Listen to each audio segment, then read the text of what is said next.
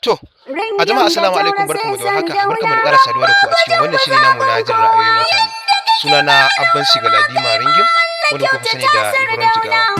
A yau dai program ɗinmu bai wuce akan makabartu da muka zo mu program da masu gadin makabartu ba tare da tallafin da Honorable Gambo Ibrahim Gujungu wato dan takarar majalisar tarayya a jam'iyyar PDP ya bayar a tallafawa dukkan makabartu da ke yankin Ringim da kuma ƙauyukanta.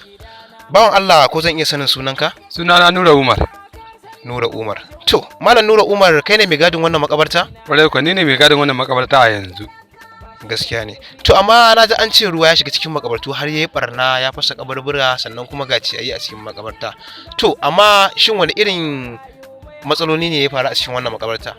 To gaskiya dai ruwa dai ba za mu ce komai ba, kuma jama'a dai sun sani cewa ruwa ya yi barna sosai a makabartu ga kuma kabarurruka duk sun ruwa ci sosai, sannan kuma abin da ya janyo haka duk wannan ciyayi na cikin makabartu su ne ya jawo haka, ana kokarin a gyara kuma babu dama. To yanzu Malam Nura misali at least kana ga an da kuka yi lissafi kamar nawa ne zai ci kuɗin nome makabartan nan taku da kuma gyara kaburburan da suka fashe da tukunya da ƙasar da za a kawo?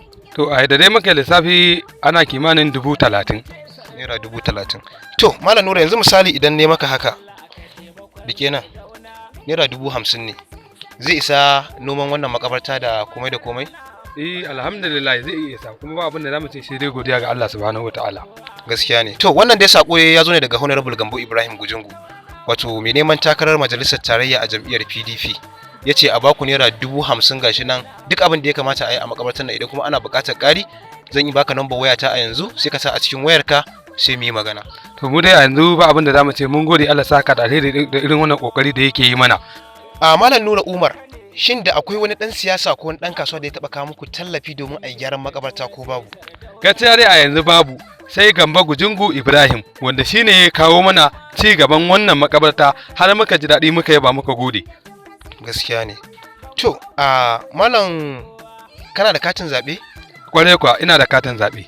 To amma wani irin kira zaka yi ga sauran talakawa wanda ba su da katin zaɓe? Wayanda ba su da katin zaɓe zan yi kira gare su don su yi zaɓi mai girma Gambo Gujungu, sannan kuma mu ma kanmu muna jin daɗin haka. To a masu sauraron mu daga ni naku Abban Sigaladima Ringim wanda kuka sani da Ibron Jigawa, kun je da muka tattauna da mai gadin wannan makabarta da ke Tsungur. Ya Allah, ƙauyen Ringim. ka bai wa Honorable Gambo Ibrahim Gujungu majalisar tarayya.